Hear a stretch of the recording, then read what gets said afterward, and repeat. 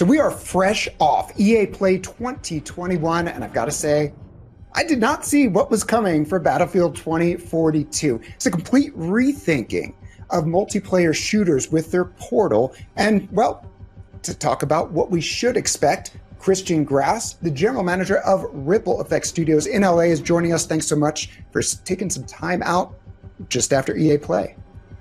Thanks for having me.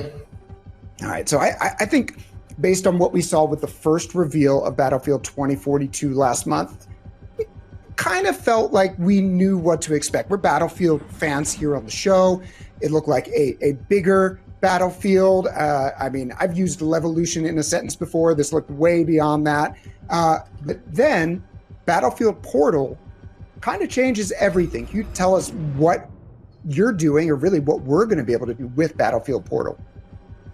Yeah, so Battlefield Portal is a community-driven experience that we've built with sort of the community in mind, with the community at the center. So it's a robust set of builder tools coupled with classic content from three of our most beloved experiences. So from Battlefield 1942, so all the way from the kind of beginning of Battlefield, Bad Company 2, and Battlefield 3. And we have 6 maps from those 3 experiences, including weapon, gadgets, vehicles, and soldiers. So you can take those and you can then mix and match those together, including the content that exists in Battlefield 2042. And you can set your own rules and create your own experiences. So it's a set of builder tools coupled with classic content. That's Battlefield Portal. And it was sort of the inception of that Battlefield Portal was this idea that we've had from the beginning of the project, where we talked about a love letter to the community. We really wanted Battlefield 2042 to be a love letter to the community. We kind of thought about what could that be. And this idea then came up of taking classic content, kind of recreated in the latest version of Frostbite for the next generation of consoles, and then coupling that with the power to create your own experiences, which is something that we wanted to bring in to Battlefield for a very long time. It's something we used to have back in the day, the early days of Battlefield, through the mod support that existed. And finally, we've been able to bring that all together into Battlefield Portal, that is a part of Battlefield 2042. So there's some really interesting possibilities here. We just saw in that video a group of sort of small group of future soldiers, 4 of them versus 32 players that will be taking on a 1940s era German squad. And then a different one where there's 1 tank versus 20 drones.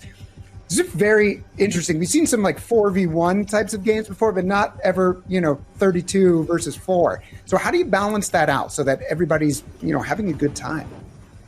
Yeah, I mean, so at the center of this, though, is the fact that it's community created, right? So there's a lot of super interesting what-if scenarios that you can kind of play around with, such as the 4 2042 soldiers fighting against a large number of World War II soldiers. And what we want to do is kind of give that to the players to create whatever experience they kind of can come up with, and the what-if scenarios that they can think of. And there are ways for them to balance this by, increasing health or reducing or increasing damage for one team. So it's in a way in the hands of the players to try to make that experience balanced and fun. If we as developers, when we release new modes and new experiences, we will of course make sure that it's a fun, balanced experience. But what we're doing here is we're giving the keys to the car, right, to the community to create their own things and to drive their own experiences. And it's going to be up to them then to figure out a way to make this really fun. Or maybe it doesn't have to be balanced. Maybe it's just crazy and you just go in and enjoy being the super powerful tank fighting these small bots,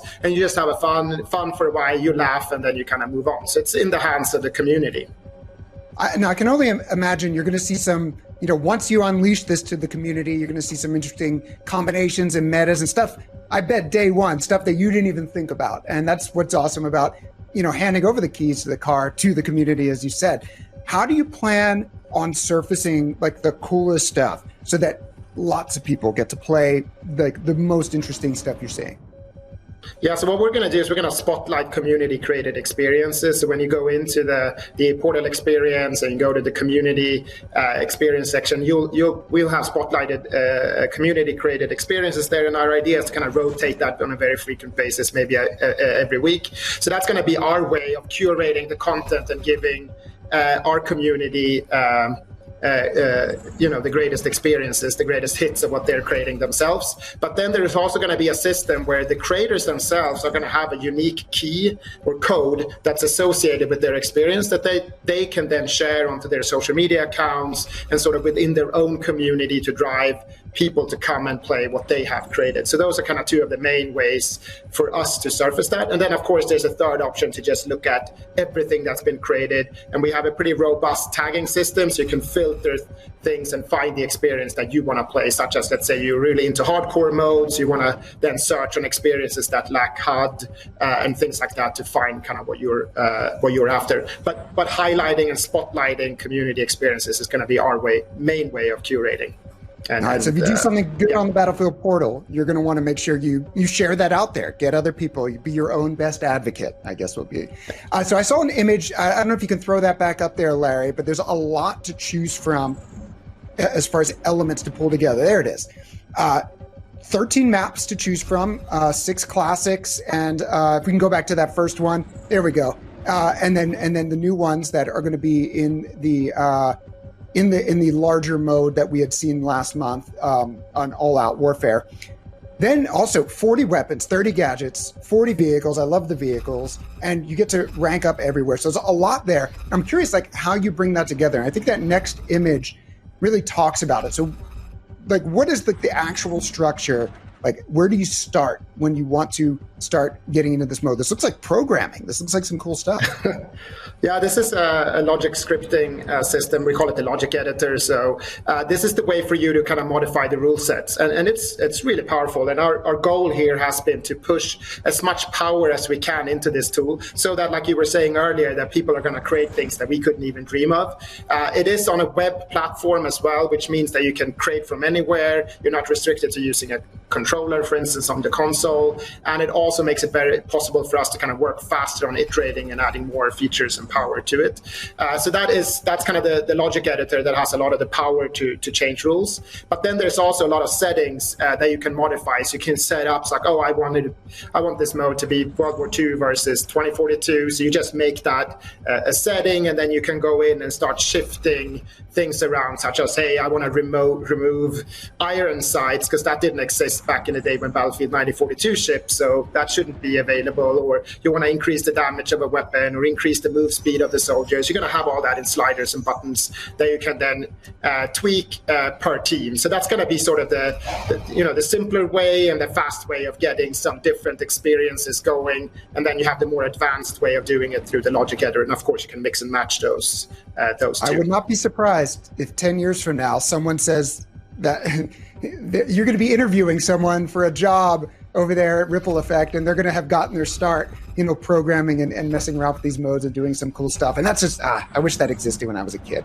So what are some of the more interesting things? We don't have a hold of this yet, but I'm sure people are having fun at the studio. So what are some of the more interesting combinations you've come up with, whether they're just crazy or just anything jump out at you as like, I really hope you get to play this combo? Yeah, there's one that's really interesting. It's not necessarily crazy. It's actually something that was just really, really fun. So we were doing a game jam at the studio 3 weeks ago. So we were playing around with our own tools to kind of see what we could come up with. And one of our interns in the studio, he created this mode where everyone has a shotgun, the Saiga, and movement speed is sort of a fast-paced experience. Movement speed is a bit increased. You're quick into action again. And it was just so much fun. So everyone was playing that at the studio, having so much fun with that mode. He called it Sayonara, which was a fun, witty name, I guess. So really fun experience. And it just showed like it plays very, very differently from the all-out warfare portion of the game. And it was just pure kind of simple fun. And for our, of course, very talented intern to do that just over the course of a day or two with these tools that it just kind of blew me away, and it made me just realize there's going to be so much things coming out of this, not just crazy things, not just kind of these hypothetical what if scenarios, but also really solid, good, fun experiences that are going to be kind of diversifying what's playable within Battlefield 2042. Yeah, I hope they put that on their review for the end of the internship. Just so you know, I made the most fun mode in the studio. So it sounds incredible. The full game of Battlefield 2042 comes out just about 3 months from now, October 22nd. Planning any way for people to get a hold, play the game a little bit early, anything like that? So there will be an open beta in September. And if you pre-order Battlefield 2042, you'll get an early access to the open beta. So open beta in September. Summer will be over before you know it. Looking forward to getting into the beta and, of course, the final game on October 22nd. Christian Grass, the GM from Ripple Effect Studios, thanks for joining us from LA. Thanks for really sharing, again, one of the most interesting modes I've ever heard of with a shooter. I know we're going to be having fun with it, and can't wait to see you on the battlefield. Thank you so much. Appreciate it.